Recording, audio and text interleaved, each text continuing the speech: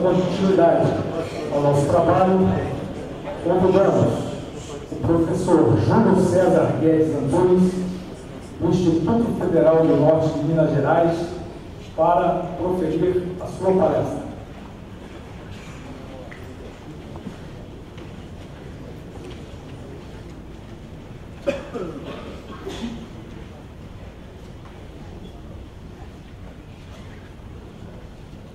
Primeiramente, boa tarde. Olá.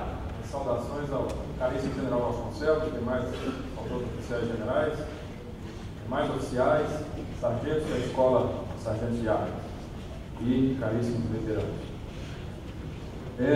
Essa palestra pequena, essa pequena fala que eu vou ter com vocês hoje aqui, é sobre um trabalho que eu venho realizando há alguns anos já. Né? Esse título aí, né, vivenciando a Segunda Guerra 65 anos depois. Na verdade, como foi muito bem apontado hoje pelo meu amigo Bruno, são 66 anos, né, contando 2011. 66. Eu cumpri condições de veterano. Um pouquinho sobre, né, meu trabalho pode ser encontrado nesse site aí, ó, Sala de Guerra, que é meu, né, um site que eu abri em 10 de abril de 2007, né, buscando o quê? Buscando apresentar uma visão isenta e imparcial dos acontecimentos. Eu via muito, né, até a gente consegue encontrar isso com bastante facilidade, sites que carregam um pouco, né, na opinião pessoal do autor, de um lado ou outro da Segunda Guerra Mundial, que é o conflito, o maior conflito da história humana, o conflito talvez mais polêmico, talvez mais carregado de opiniões, né, que a gente teve em nossa história. Eu procurei dar um enfoque internacional, né, não sem desmerecer a nossa fé, sem desmerecer o nosso esquadrão de caça, mas procurei dar um enfoque internacional, porque eu gosto muito, sou entusiasta de história militar e, para mim, conhecer os outros é importante.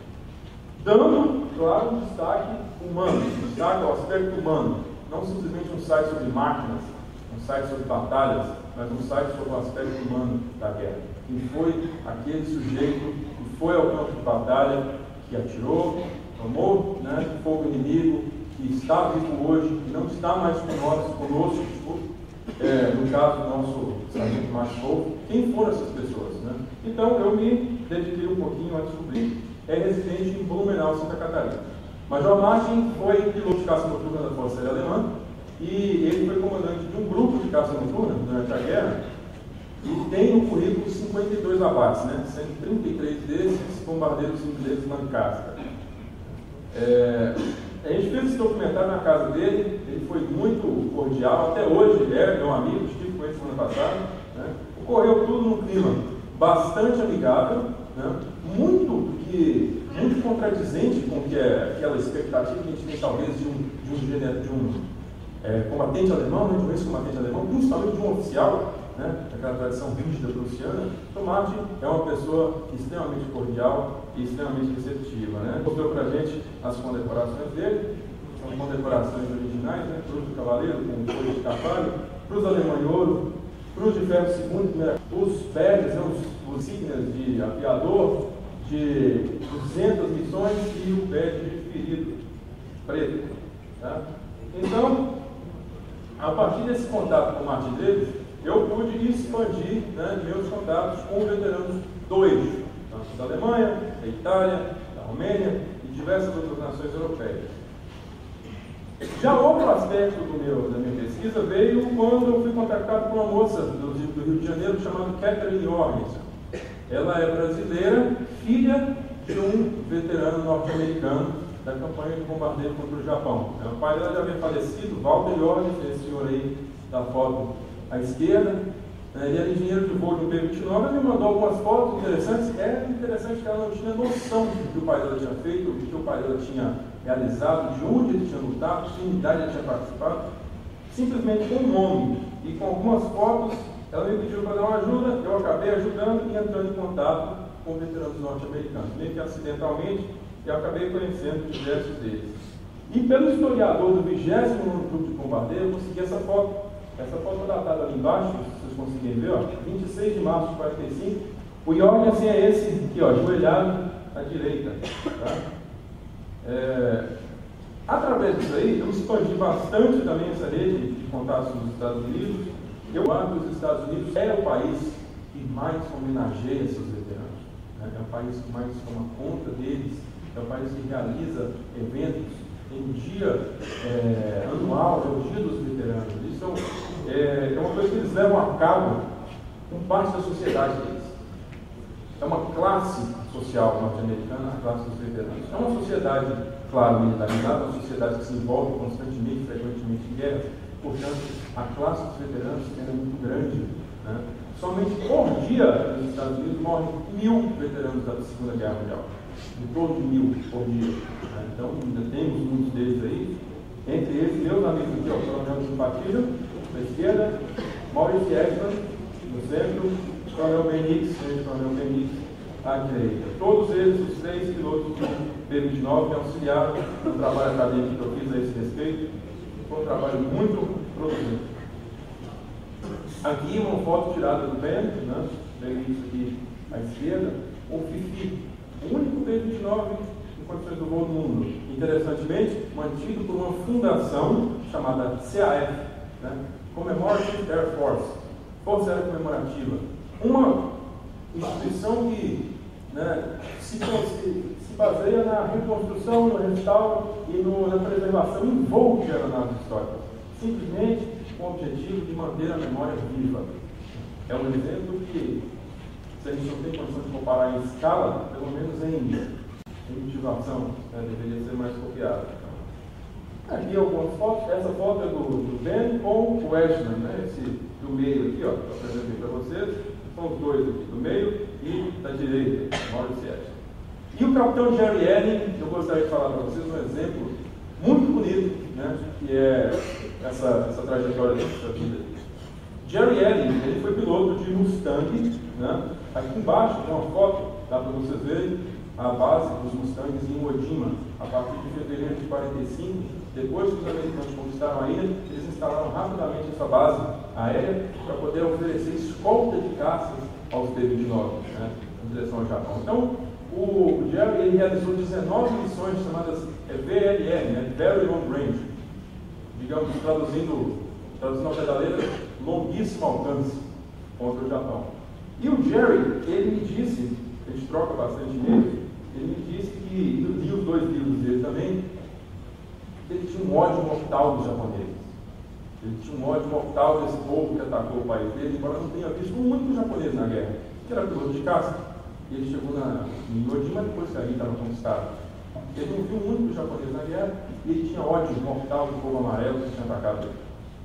Pois bem, na década de 80, o filho dele migrou para o Japão, casou-se com uma japonesa e ele tem 3 netos japoneses. Jerry Allen, Dr. Hiroya Sugano, treinou para ser piloto kamikaze, infelizmente não conseguiu completar o treinamento.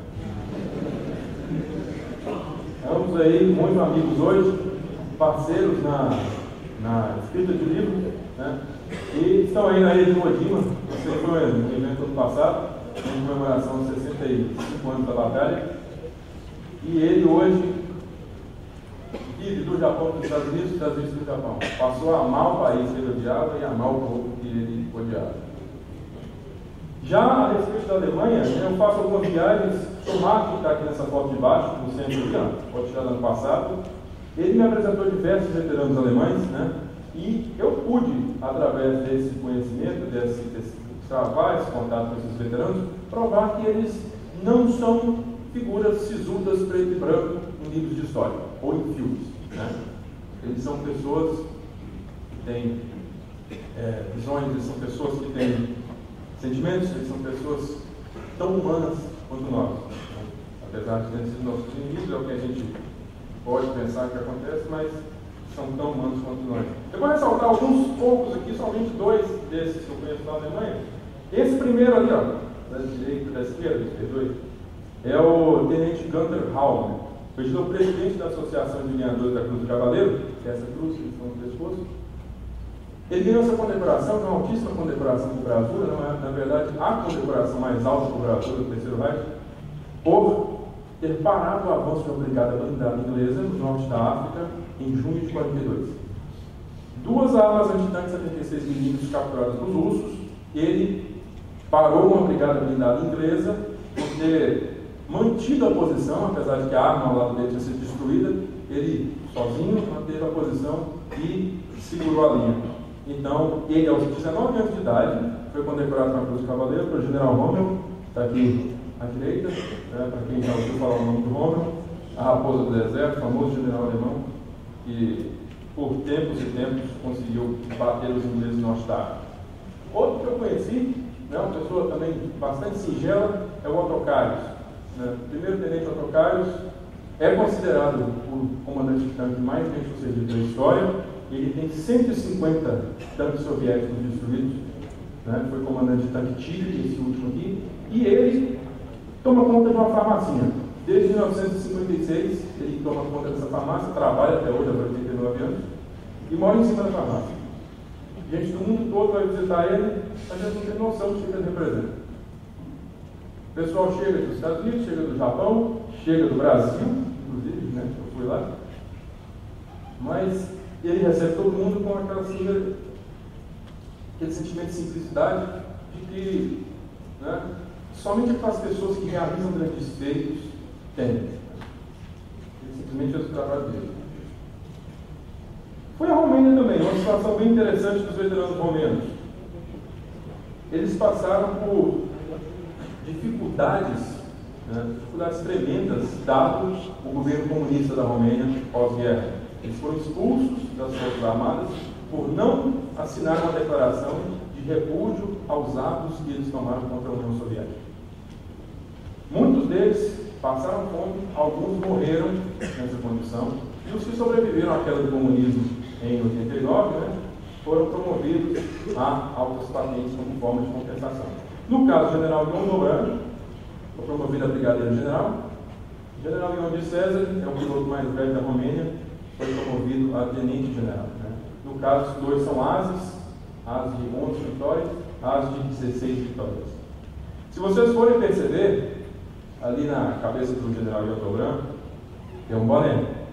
Eu percebi por fotos, antes de visitar, que ele gosta muito de boné. E eu fiz o favor de levar um boné da Força Aérea Brasileira para ele. Quando eu fui na casa dele, foi em outubro de 2009, ele botou o boné, imediatamente trocou. Eu falei, gostou do presente, mas vai ficar como mais um presente.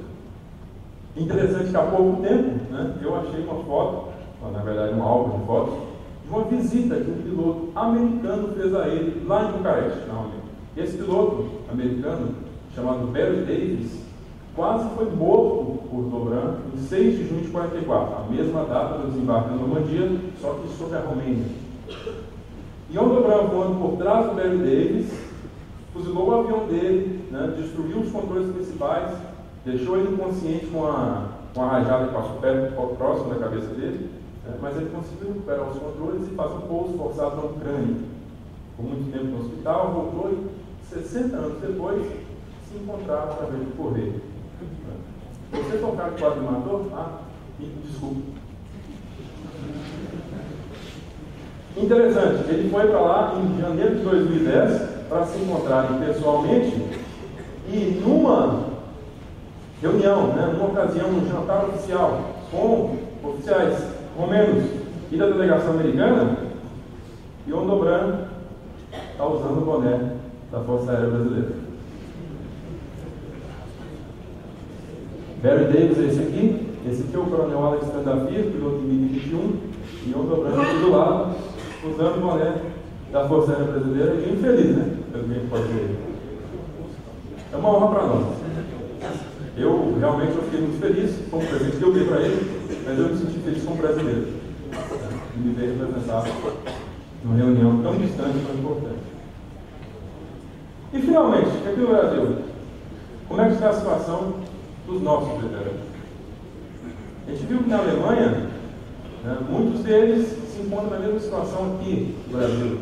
O próprio governo, o próprio povo, no geral, não nos reconhece. Nós temos nosso grupo de entusiastas, nosso grupo de pessoas que estão defendendo a causa dos nossos veteranos, mas não é o geral. Isso precisa mudar, isso precisa ser atenuado enquanto a gente ainda tem eles aqui conosco.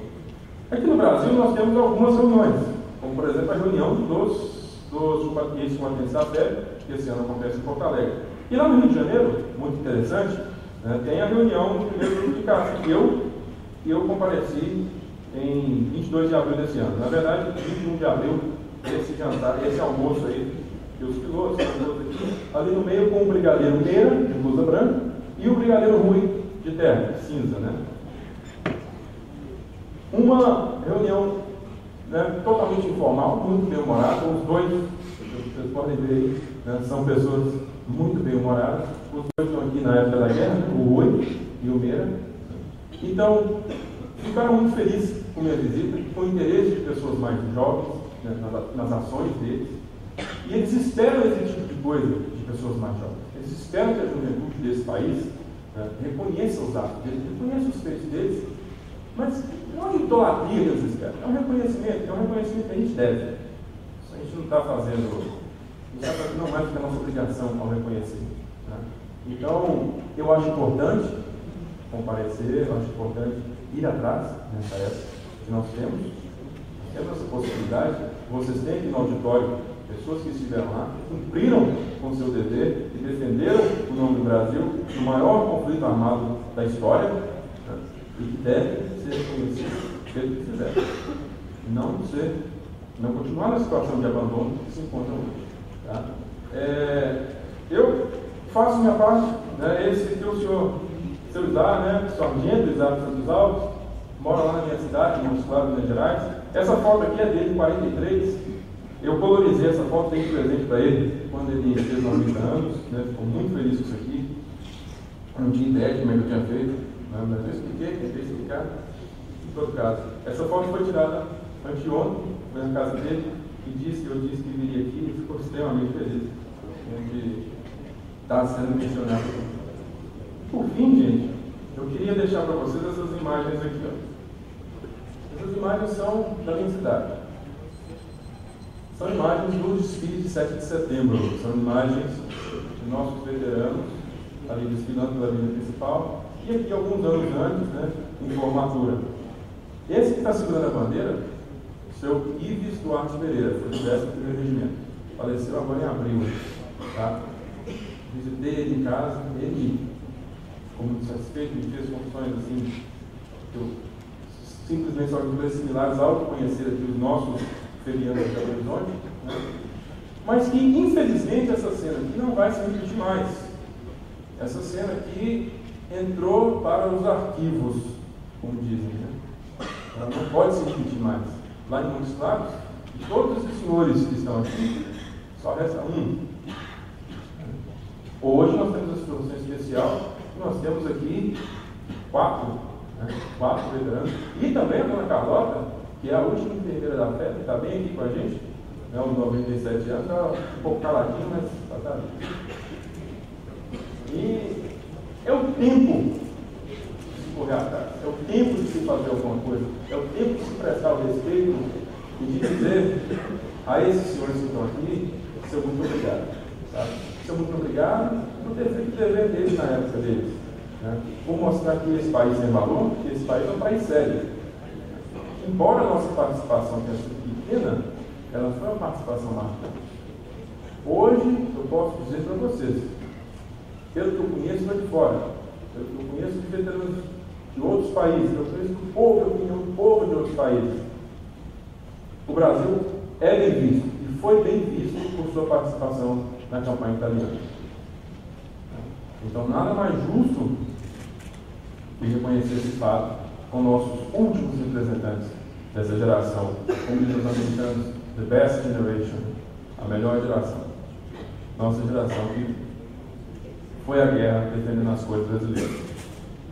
Era isso que eu tinha a dizer, eu agradeço a atenção. Muito obrigado.